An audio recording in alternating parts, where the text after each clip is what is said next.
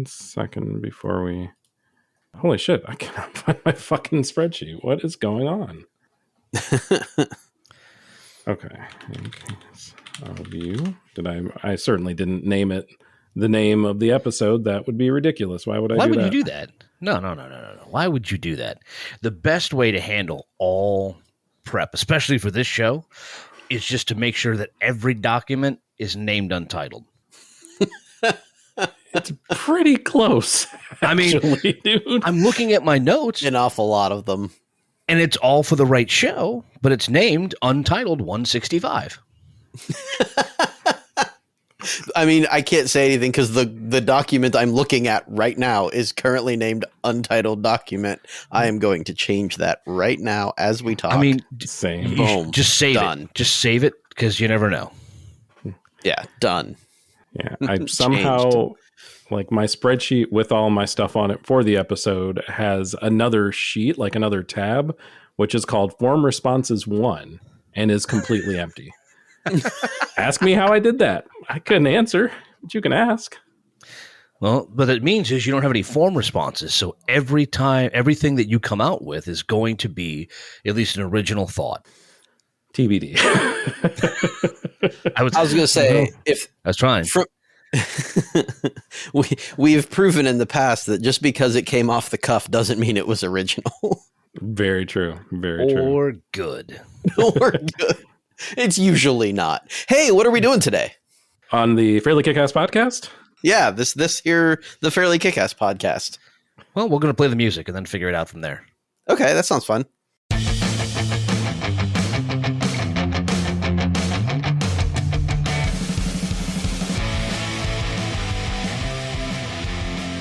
I was wrong. That wasn't fun.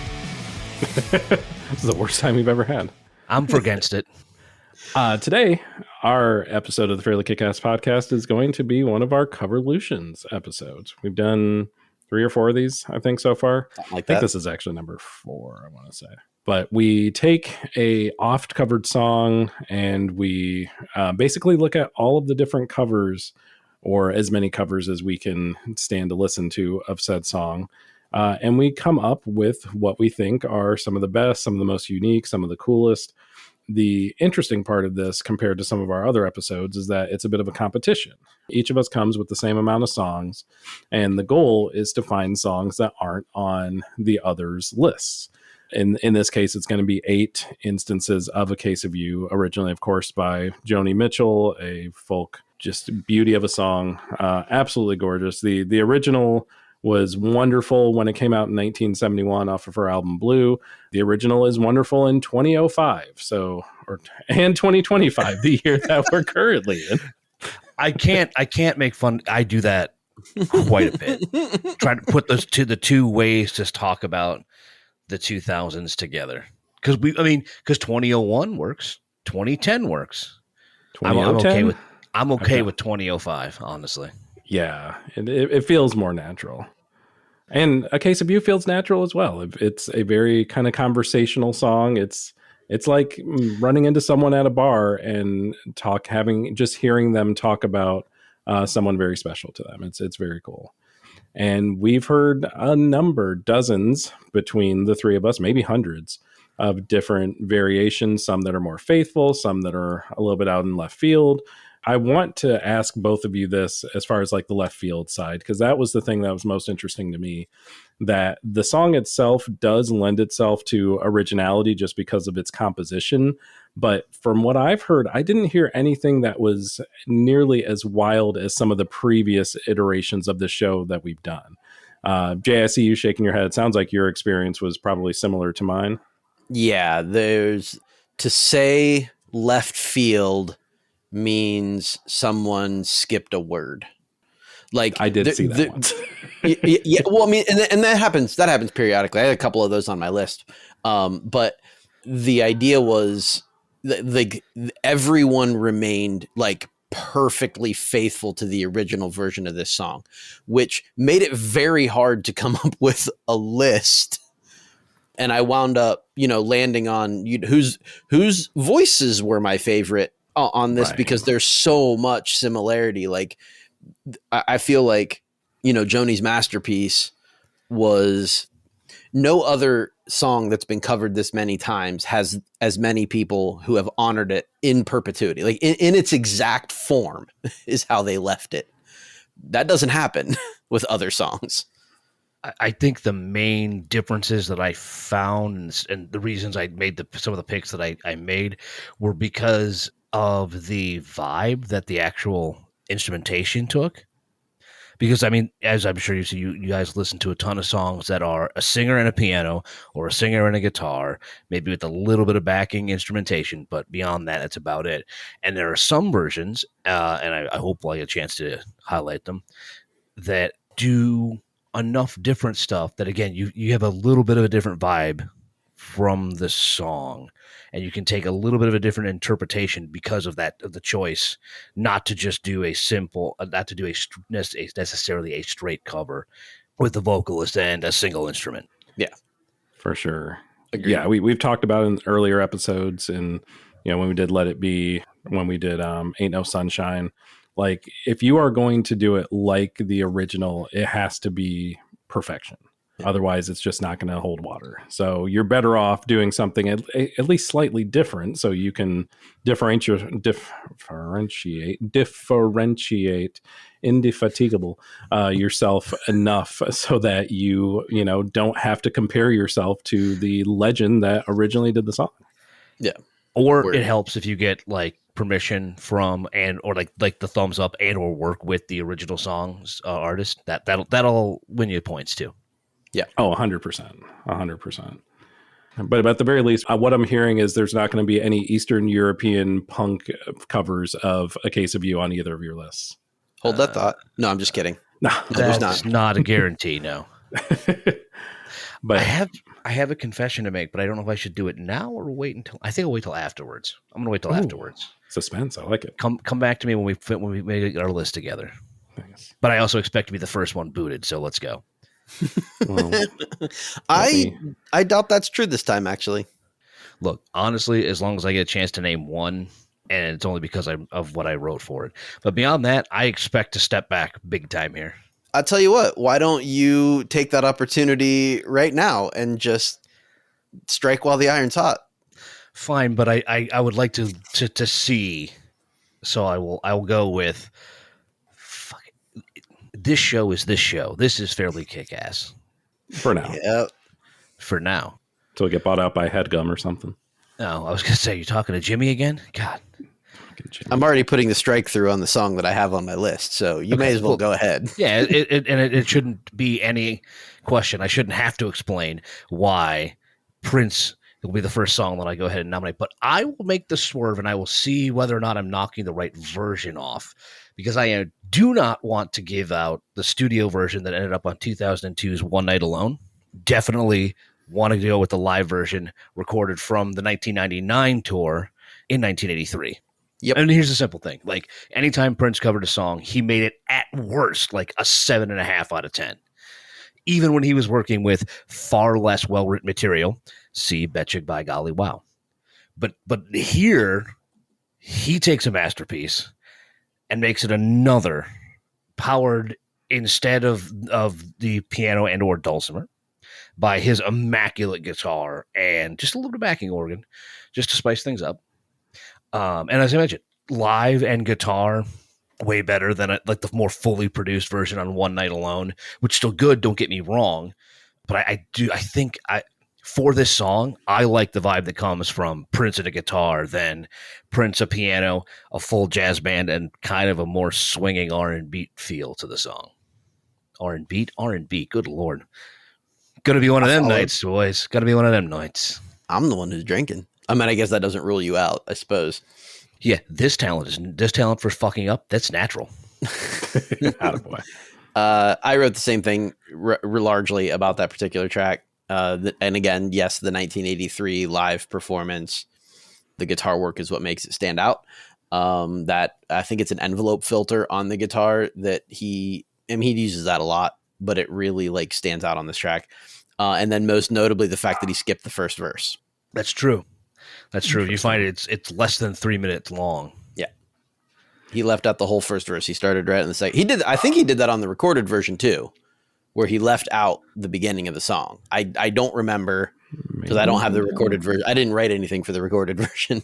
Yeah, I'd honestly not heard the live version from '83. I did have the One Night Alone version on my list, and I think it was exactly what you said, Dan. This is truly an R&B song as performed by Prince. Again, that's not a knock on in any way, shape, or form at all. Not at all. It's just a different, like I said, it's going to be a different take, and that's what's going to differentiate a lot of. It feels like it's going to differentiate a lot of these versions. Yeah, for sure. I mean, it's the one to get out of the way first. So exactly. I'm trying to speed up so I can see if I. I think I'm the one that wound up, what would we call it, winning the last time we did this. I don't even know. So I should probably go last. So Zach, for sure. Fair enough. You guys get a chance to knock me out first. And interestingly enough, I did an RNG in the background, like before y'all even mentioned anything about like Dan going first. And that's the exact order that it was. Oh, Dan, nice. then me, then you. So, okay. Cool. So no need for RNG. We got RNJ. So my first entry into this parade is probably also going to be one that is crossed off. I would guess, Jay, it's at least going to be on your list, maybe on Dan's list. It is the B-side to at least the UK version of the Cornflake Girls single. It is from the one and only Tori Amos. Literally, what more do you need? It's Tori Amos. We've spoken so many words about Tori over the last several years of this podcast, and I would be remiss if I didn't add at least a couple more. But it's hard to say because it's exactly what you expect from her. It's a sublime piano work that just weaves around and underlines the very Amos-esque vocals. There's really no other way to describe them. It's just that sound like when you expertly balance a dinner plate on a spider web. And it just completely stays suspended for the entire song. And that's just the vocal quality that Tori Amos brings to most songs, and especially to this track. Her delivery is perfect. The piano is, could be its own star of its own show without any vocals. It still would be amazing. Yeah, it is a 10 out of 10 cover. Yep. Crossed it off my list just now. And again, I had written much the same thing that you wrote. I said that skipping words and breathing heavily throughout adds a very Tory approach to the song. I won't go so far as to say that it like changes the meaning of the song, because it certainly does not. But it also but it does sort of emphasize her connection with it, the way she presents herself in the song. All I literally wrote was, "There's no way I can't put this on here," but I'm not writing anything because I know it's not going to stay on long enough. Good man. You played this game before, haven't you? I know how this game is played, yes. Did I not text you guys earlier today saying, I think there's going to be a lot of overlap? Yeah. Yes, that's fair. That's fair. I feel like more often than before than our previous iterations, I went more with the mainstream artists as opposed to those out of left field. So it was a strategy, and we're going to see if it pays off for me. So far, it's 0 for 2. So I don't like my chances. Yeah. But Jay, I always like your chances, since I think you won 2 of the 3 of these, if not all of them. So I think you have won 3 of the 3 of these, now that I remember. Well, that just means that it's a lot of pressure. Heavy as the head, man. Heavy as the head. A lot of pressure to perform. You know what? I'm going to go with a big one here right out of the gate, too. So I'll follow right in line with you guys. Nice. And I'm going to go with Sarah Bareilles.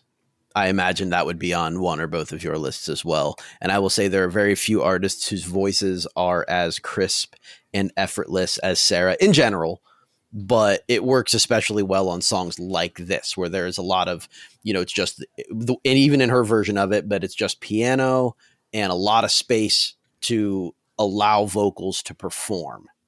And that's where Sarah really shines. Her voice is impeccable, can do no wrong. And that's true of her version of A Case of You as well. Dan, I'm going to be so mad if this isn't on your list, because to let Sarah Bareilles get through would be just the ultimate gut punch for me as a fan. Is it on your list? It is not. Damn it. Guys. Well, I see how this is going to go again. You're letting me down.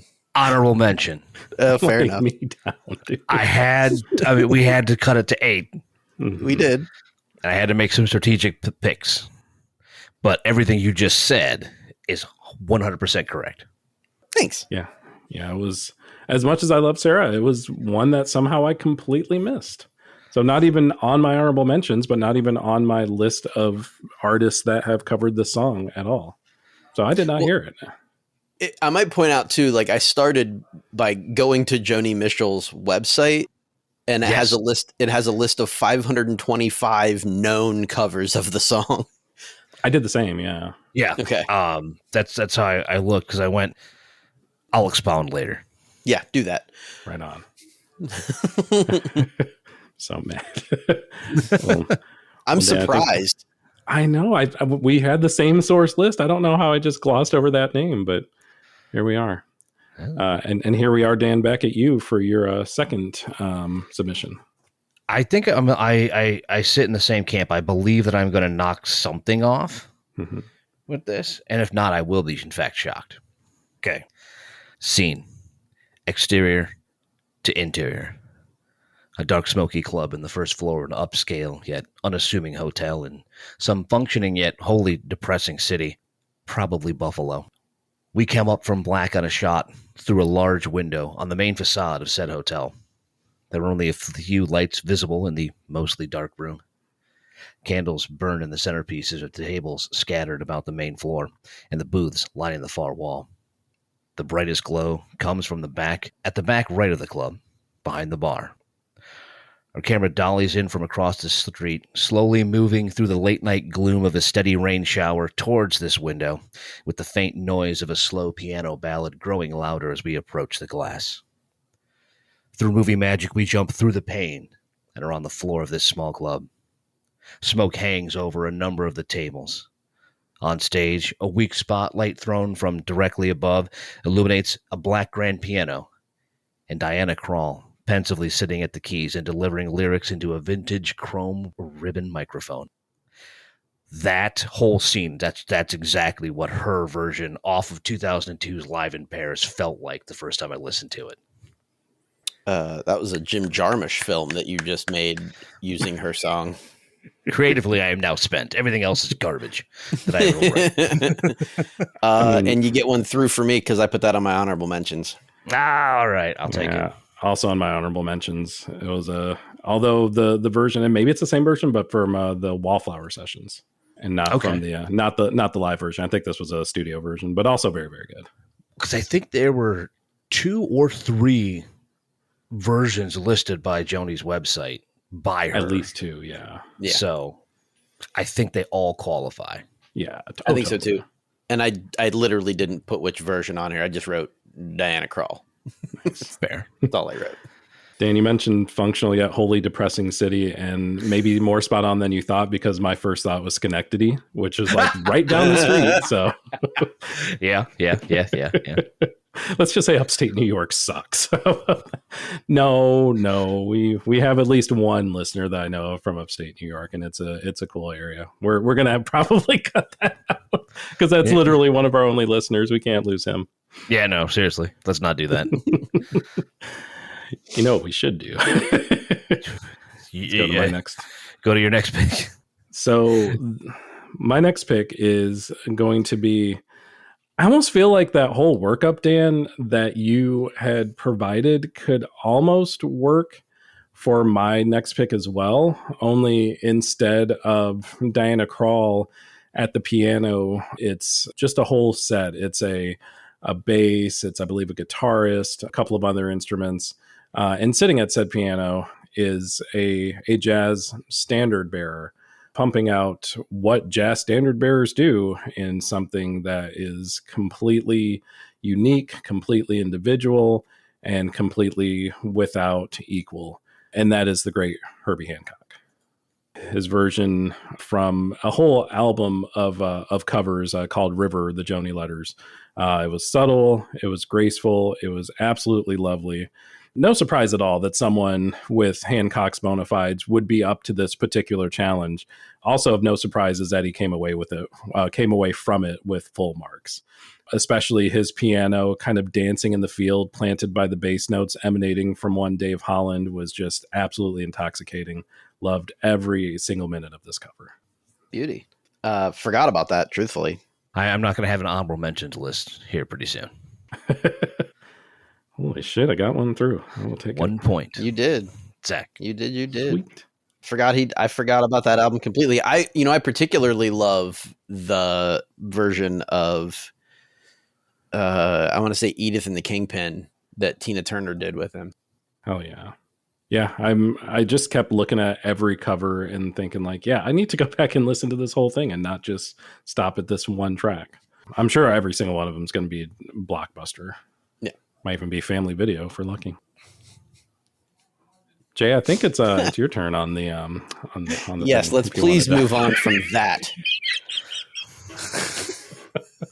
Could you hear my eyes rolling in the back of my head? Yes. Okay, good. Just making sure. Deafening. 2 out of 10. Would not tell it again. Fair. No.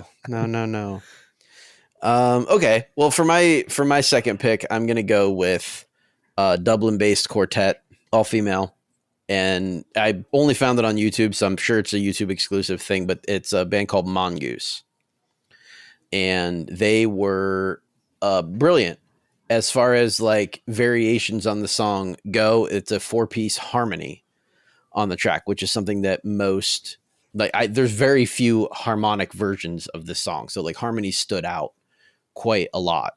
And their harmonies are just killer. No one else on this list is anything close as far as the harmonies go.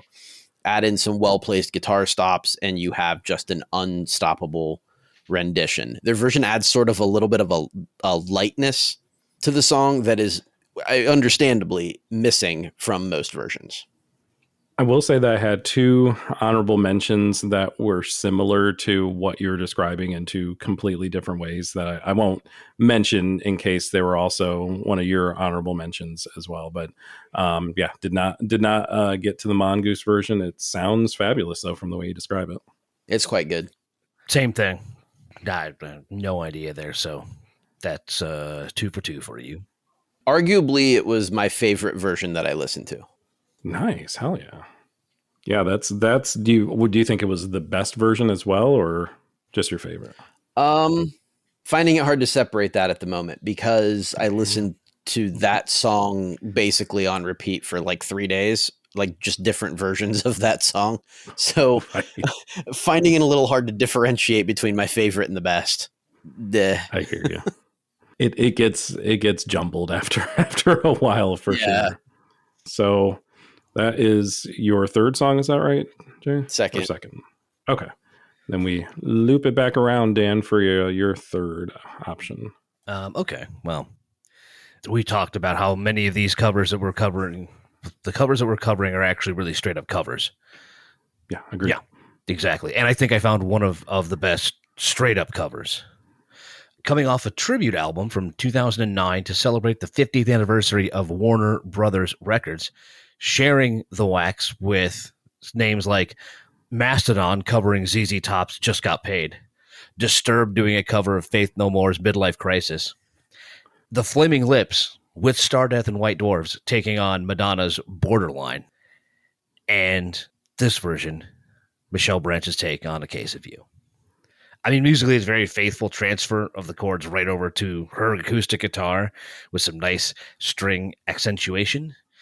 But vocally is where it sells. She blends Mitchell's styling with her own seamlessly, finding a way to work like Joni's flourishes and that the rising and falling that makes the song. All of that in while also still finding her own paths through the established patterns of the track. Absolutely. It was the second song I put on my list, or the second version rather that I put on my list. So you get to knock another one off for me. And I wrote that she had sort of like you said, like her own style, but that gives it like this breathy, almost staccato urgency to it. And it feels like a lot of the other, because Joni doesn't do that. Like hers is more of like a storyteller vibe, whereas Michelle Branch's version has more of a like an urgency to it. I guess that's the only word I can come up with. Absolutely. Yeah, it was an honorable mention for me. Exactly what you all said. Like I feel like Michelle Branch gets a lot of flack for her vocals. I don't know why, because I don't truthfully enjoy them. I enjoy them all around. And this was another example. Yeah, I think she killed it. Yeah, absolutely. Yeah. I think this song actually gave her a chance to show that off too.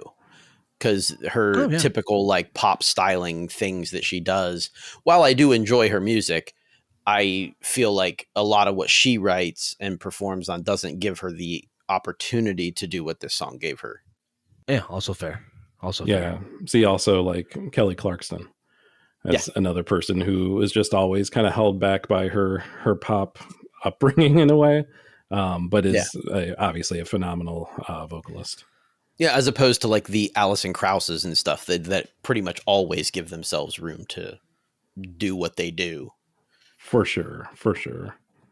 Well, I would like to enter, and hopefully this is going to get through. I'm honestly not sure. I don't think this ever ended up on a studio release. It was from a live performance in Dublin, thanks to one Jacob Collier, who I know we talked about a little bit as a Album of the Year nominee for this year's Grammys, which he did not win, but that was kind of my introduction to him as we were talking about it on the show. And the performances that I've seen, not really so much his studio stuff, which is also very good, but just the live performances are just sublime to watch. Total audience participation to the point where the audience becomes an instrument almost. He's directing, he's conducting. This section goes to this note, that section, sings that note over there. And that's exactly what we got in the Jacob Collier workup of A Case of You.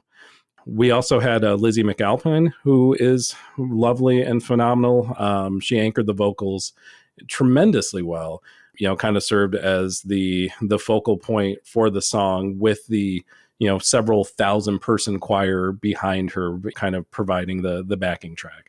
One of the more unique versions on my list, and truthfully, a really, really great version, even in a vacuum. Saying he did the Ben Folds performance. You guys are the horns, and you guys are the trombones, and basically, yeah. And hats off to him, and hats off to everyone in the audience who just makes it sound so good. Yeah, that's pretty great. But now I really want a Ben Folds version of the song. As do I. I was looking on that list, really hopeful that he had done one. Benny, come on! You've done some really great work with these songs you've chosen to cover. Give this one a roll, but yeah. I assume with that look, you're also admitting defeat and telling Zach that one's going through, huh? Yeah, it's going through. I don't have that one. Hell yeah! Not even on an honorable mention. Nope. Didn't even come across it. Nope. Yeah, that one was one I kind of tripped over. I don't know if that was on the Joni website list. I think I might have just happened upon it kind of haphazardly. So yeah, there were over 500 of them. I did not get through all of them. I did like page down and then picked one off of that section. Yeah, I was shocked at how many I found that weren't on the list too. Like that's the part that surprised me. You know how I started picking things is I actually looked at the names of the albums that they were included on. Yeah. And if the album name was kind of cool, I was like, I'll give that a listen. Yeah. Yeah, there are definitely a couple that fell into that realm for me. Although I did spot there was something on that toward the beginning of the list because it was in alphabetical order, I believe, when I looked at it. I know you can sort it, but I didn't. There was one as performed by Admiral Clusterfuck, and I couldn't find it. I really wanted to. I searched high and low for that shit. Yeah, I did too. Yeah, no luck, unfortunately. Oh, well, Jay, if not for Admiral Clusterfuck, what instead did make your list as your third offering? Let's see if this one goes through. Another live version from 2023 at the Gershwin Prize thing for Joni Mitchell. I went with Graham Nash and his version of it. And literally all I wrote, I'm not kidding, is the harmonica. That's it. That's all I wrote. He did this really cool, like Bob Dylan thing with like, it's just him and a guitar and his harmonica around his neck. And he just absolutely crushed it. Vocally, he didn't do anything, terribly deviant from Joni Mitchell, just in, it's Graham Nash's voice. So he can do just about anything with his voice too. But what really stood out for me was the harmonica in between the verses and choruses, and it was killer. Very nice. For you, because it's not at all on my list. Here's what I wrote. I quite like the addition of the harmonica in his performance as well, just because it gives it a variance from so many other versions, and it just feels more singer-songwriter with it there. Does that mean it's on your list? It is on my list. Okay. Oh, that's I got to stop her. All right. Stopper. If you're of a certain age where you know what a stopper is, please. Oh, Scrabble is underrated, man. The game, yes. The host, not. True. Very, very true. Yeah. No kidding. Oof. Yikes. Dan, I'm going to guess your next song is not at all yikes. I'm going to guess it's a pretty cool version of this track. Yes. And I know it's not getting through, but so I'm going to try and knock it off now, and we'll save the interesting ones for last. And specifically, because it happened on the last place ever that I would expect a song and a cover like this to be performed and amplified, the last place that I would look for as being a platform or level of this performance is the Howard Stern Show. But in 2018, Brandi Carlile did a version when she was booked on, and I mean, why does it stand out? Besides her mastery of the vocal runs that makes the song so unique, the slow burning intensity that she'll sing it with. It is hard to use a phrase like subtle power and not be aware of the oxymoron that you have just created. But Carlile embodies that here. As I said, turning the unassuming platform of Stern Show into an absolute vibrant canvas. And I know she's performed it everywhere. And being friends with Joni is kind of giving her a few more opportunities, but still, like that one specifically stuck out. I honestly didn't listen to that version. I've listened to several versions of Brandi Carlile performing that song. Yeah. Did not click on that one because I had already listened to like 3 of them or something like that. She's, as you pointed out, like she's done it so many times, right? Which is why it did not make even my honorable mentions list. I will at least share the notes I have for this track, which are another pure recreation, solid as fuck, beautiful strings. What the actual fuck was this doing on Howard Stern? Thank you. It was so out of place, but it was perfectly in place as an honorable mention for me. You do get a point for that one, my friend. Well done. You guys are kidding me. All right. I do regret it because there is one that was like the number 8, number 9 kind of song. And I feel like I've already made a number of mistakes with it, but I'm in for a penny now. That's and I will point in defense of the Howard Stern Show. I will point out that surprisingly amazing version of Purple Rain that Adam Levine did was also on the Howard Stern Show. That's right. Yeah, that's true. Now there was the second verse was sung by Pat Monahan, and we'll just forget that happened. I don't even know what you're talking about. Exactly. But Adam Levine doing that guitar solo was surprisingly brilliant. Yeah. Give the man credit for that. And maybe not for anything else, but definitely. Sure. For the first time in many, many years when he acted like an actual human being and not just a product. Not like Adam Levine with the trademark symbol. Yes. Like he fell out of a Hot Topic catalog one day. Like that was just it. Created in the back labs of Abercrombie and Fitch. Oh my God. But we're not here to talk about him. We're here to talk about Zach's next choice. Nice. Yeah. Got into one. And as I mentioned, my regrets of at least two of my honorable mentions, I feel like should have been in this slot. We're just going to get this one out of the way. My number 8 and probably should have been number 10. Overall, wasn't a bad cover from a dude who actually ended up on the Hallelujah version of this episode that we did. That was one Rufus Wainwright. This version is dripping with emotion, which does have a lot going for it. So it's not bad. I shouldn't say that it's not good. I feel like maybe there were other versions that I could have slotted in here, but I own it. You know, it's a solid entry. It's a really fun chorus. One of maybe my favorite chorus of all of the versions I've heard. I don't know, kind of the favorite versus best conversation. I wouldn't say it's the best, but I think it was my favorite version of the chorus from any of the songs I listened to. But yeah, it was solid, just like his Hallelujah cover. It was solid. It was good. He made it his own, and I thought it was deserving of its spot in my top 8. Shout out to Tom. I have no notes. You said everything that I said in my write-up of the song. Ooh. Of your honorable mention of the song. Nope. Damn it. This one? How did this one? I thought this was going to slide. I am a Rufus Wainwright fan. So, and as I pointed out, like, because of how much of this became samey over a few days, like I went by whose voices I really like, and Rufus Wainwright has a voice that I really like. Super fair. Super fair. And it is super emotional, like you pointed out. Like he just oozes that. Ew, that was a gross description. I'm going to take that back.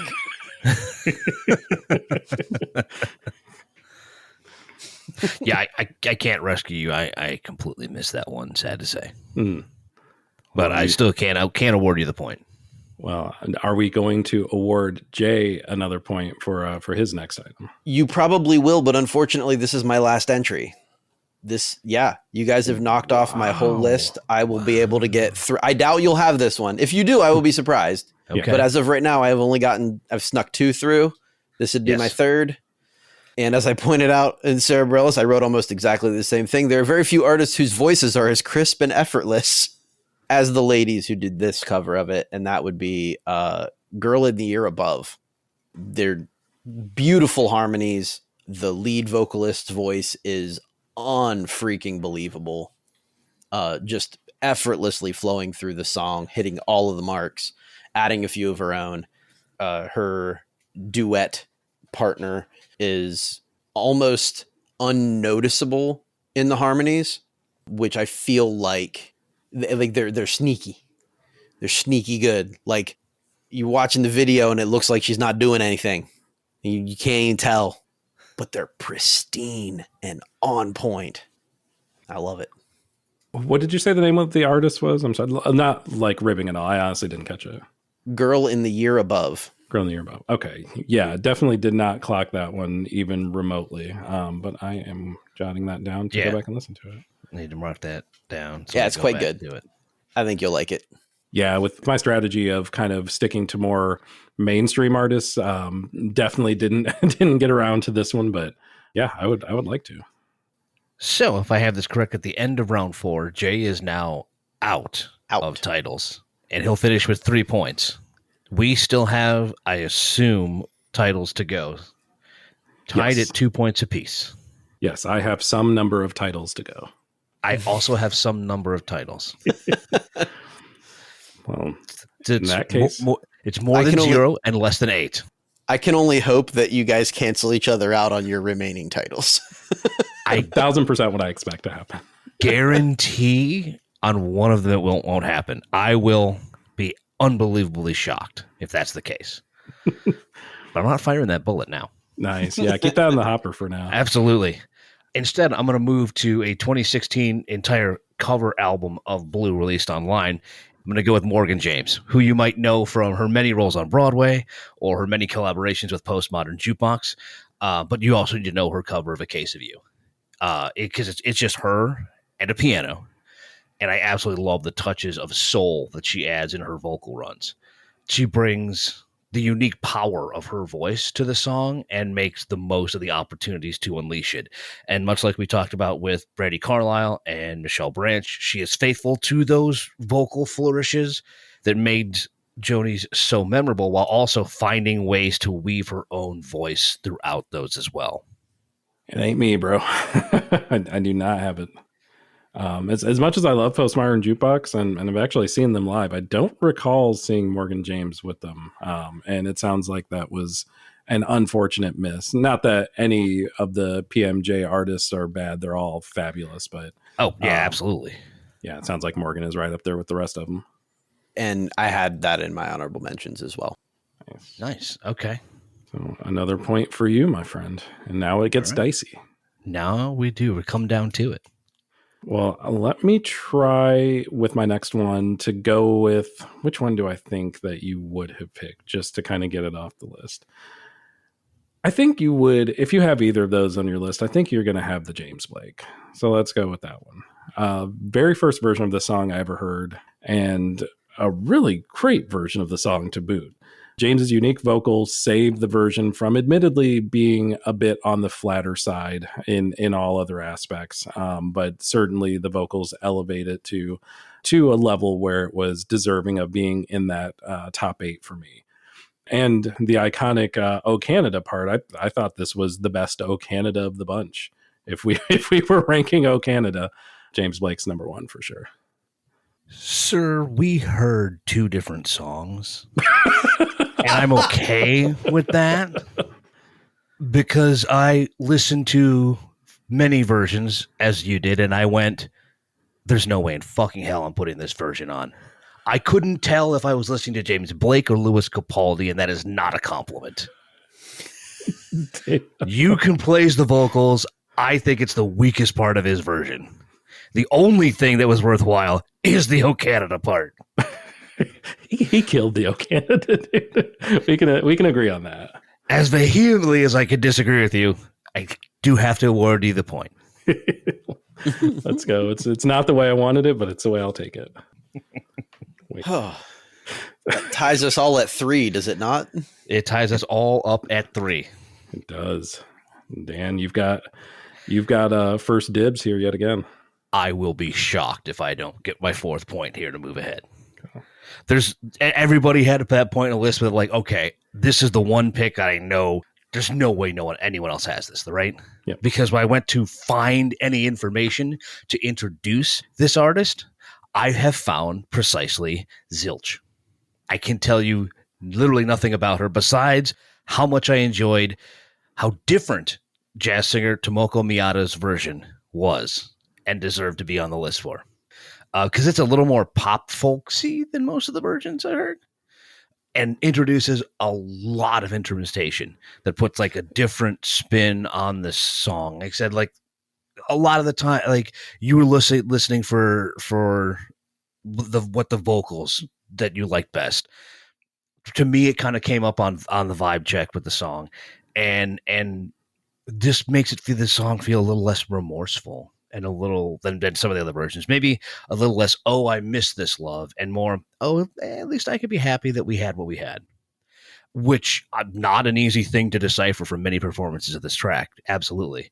But honestly, anytime that I can get some Jazz flute on the show, I absolutely will. You succeeded. It's always interesting to, like you said, a vibe check of like not only different from the source material, but also different in sound and different in theme from the source material. And that to me is where it gets really, really fun. Like, is this a somber song anymore? Not by this interpretation, not at all. Or at least not as much, No, right. I think that's very cool. Didn't clock that one. Yeah, I never heard it in my life. Okay, that's why I was like, I would be shocked. Like I said, I was trying to find more information about her because I like what I heard, and I made a point to go like I'm going to go back to this album, 2011's Begin Anywhere, and listen to more. But I don't know nothing about her now. I mean, it just goes to show like there are so many artists that are phenomenal. So many musicians that are phenomenal that will never, ever see the light of day. And that's such a bummer. Like, I don't know how to fix that problem, but, we definitely have we have enough diamonds. I don't even know that we'd call it a rough anymore. It's just literally a hill crusted in diamonds. Honestly. We can fix that problem by expanding our listenership because we're calling attention to it right here on the Fairly KickAss podcast. Let's go. That's true. We are carrying the torch. We are the last 3 people on Earth that should be carrying anything on fire.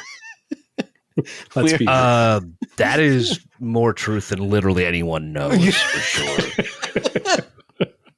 Because I'm pretty sure at least 66% of this show has in fact set themselves on fire at least accidentally once. Oh, I've set our kitchen on fire. I've not set me on fire yet. I think you win. 100% of this podcast has been on fire in one form or the other. Boom.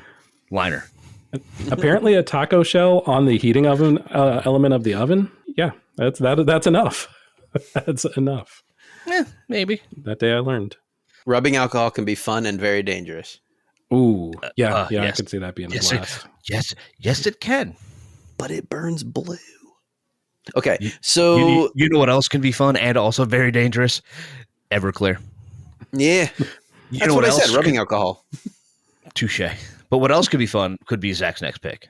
Yeah, and you know what else is blue is the album in which A Case of You was originally a part of from Joni Mitchell in 1971. We full circled this all the way. Oh, which one to go?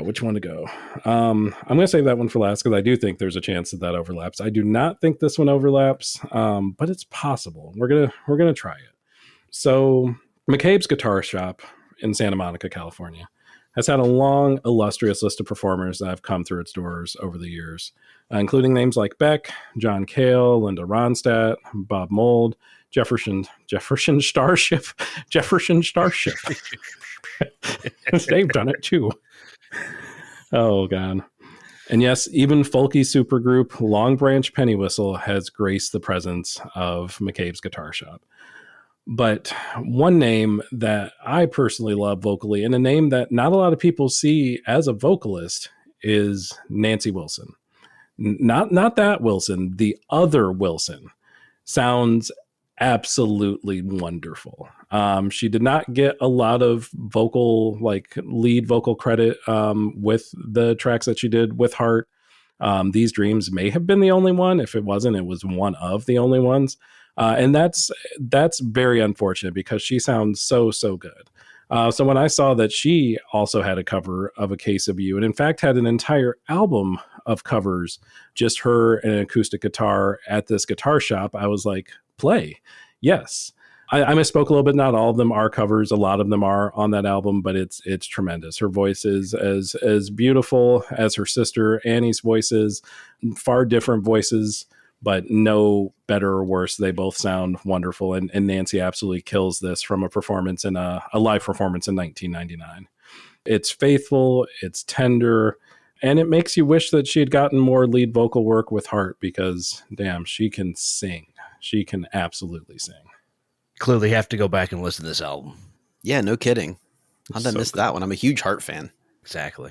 Go ahead and give me a point for that. Cha-ching. Yeah, do it. How many songs y'all got left? How did I get knocked out so quickly? Okay, so let me see if we get this right. So you got through 4 rounds with scoring 3 points. Yeah. Zach and I have both scored 4 points through 6 rounds. Yep. No matter what, this is the last round. So what you need to do is to deliver your show-winning song now. All right. If it's on me, no, it's on you. Actually, you get the. He doesn't have any more. If you get this through, way to kill the dramatic buildup, asshole.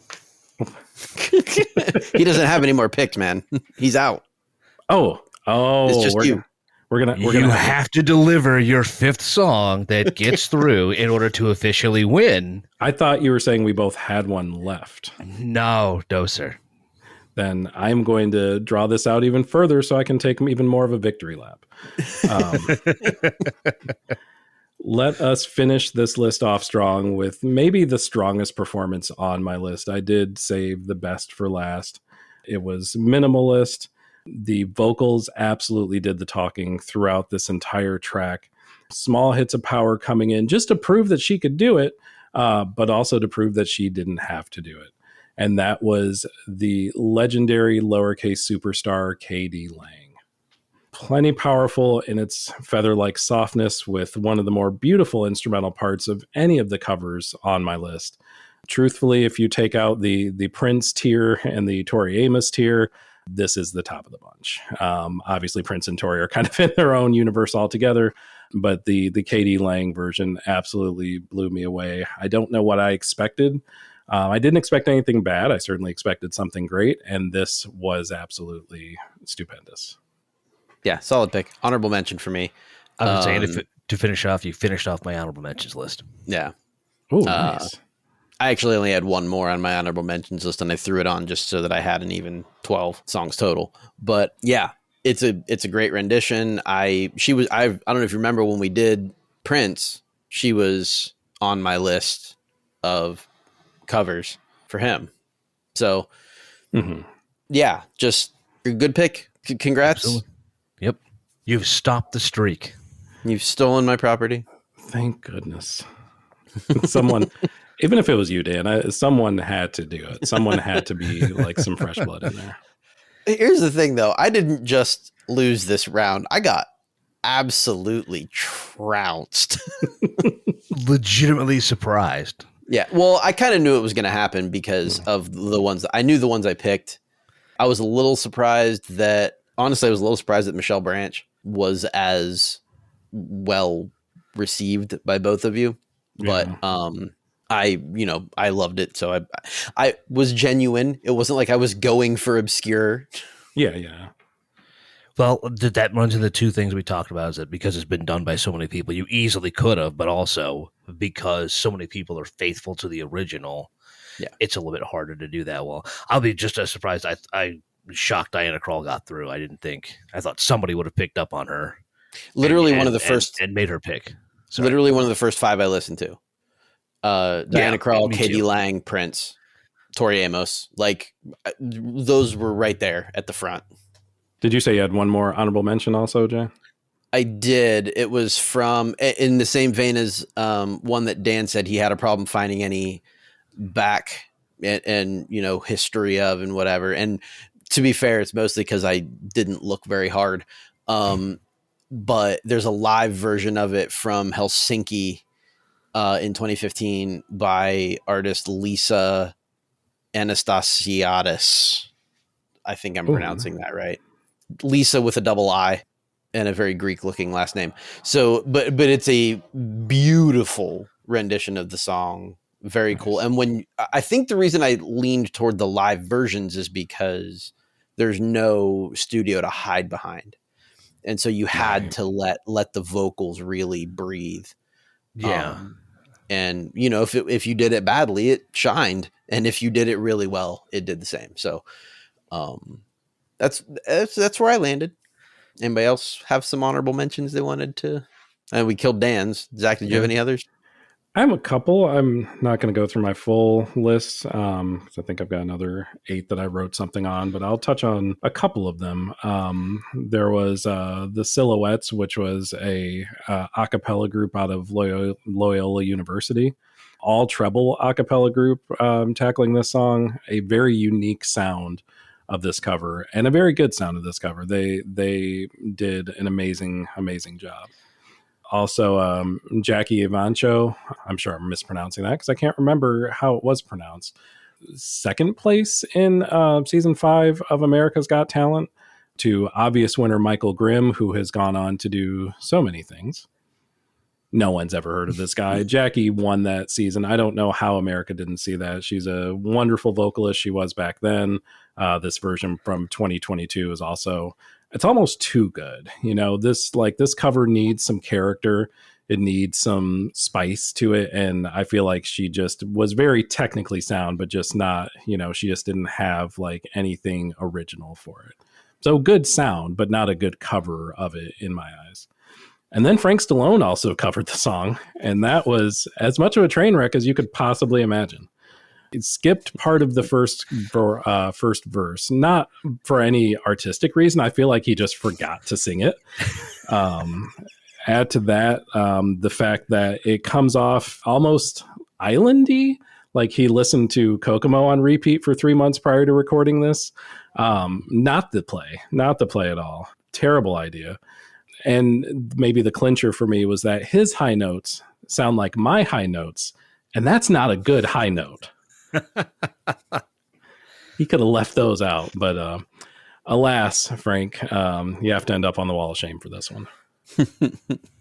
But yeah, another good Coverlutions episode. I feel like it took us a few episodes to kind of get into form, aka for me and Dan to read the rules. and actually remember the rules. The song limit. We couldn't even do. We had it. Well, yeah. We still lost. We didn't have any limit. So if nothing else, you get like extra credit for that, Jay. Nah, I don't need that.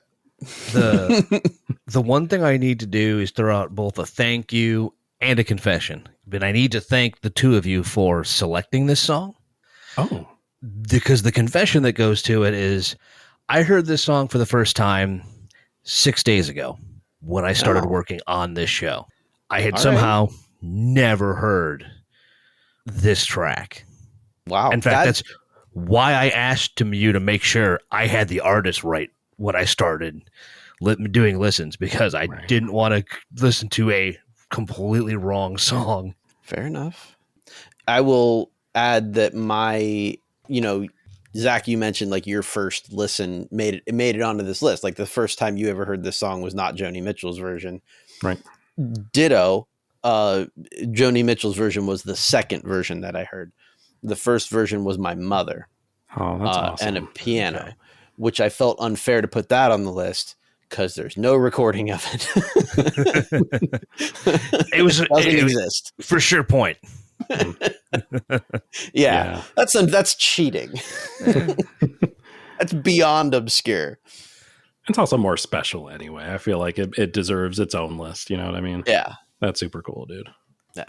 Well, then I think we're adjourned. No, we are not adjourned. We have to plug. Yeah, do that. Okay. Plug. Bit Sky. Bit Sky. Okay. Do you need my card? Can you please let's hold it up? There's no way I can read that. No. I've known you for it's blurry and backwards. That's not backwards. I can read it. Bluey intersum yes thread. Yes, Bluey. And I did get thread in TikTok. Okay. You did get thread in TikTok. Yes. I do not believe that Bandit is going to help us in this case. So Bluey's the fucking best, man. Shout out Bluey. What we're looking for is at Fairly Kickass at Blue Sky and on Instagram and on Threads and on TikTok. Or the full gamut is available at fairlykickass.com. We are going to do something with that. I promise. Probably. Maybe. We're going to do about half the things that we think we're going to do with this website at the very least. Sure. Or if you feel like giving us feedback in a more old-fashioned thing, and it's way too out of fashion to write an actual letter, just hit us up with an email at fairlykickass@gmail.com. You don't have to buy a stamp. I don't even know if you can still buy stamps. You can. I haven't bought a stamp since 1983. 1983. If they're really feeling like it, we could give them the number to my mimeograph machine. They could give me something on that. Yeah, but it only works when we go in and fire up the fountain, so to have a good phosphate. Down at the drugstore. Man. Those were the days. The 1940s, I guess. I'm not that old though. I can't even. Your guess is as good as mine. I certainly felt that last night, but that's not actually the truth. All right. I think we're done. Spent. Yeah, I think so. Okay. Go home.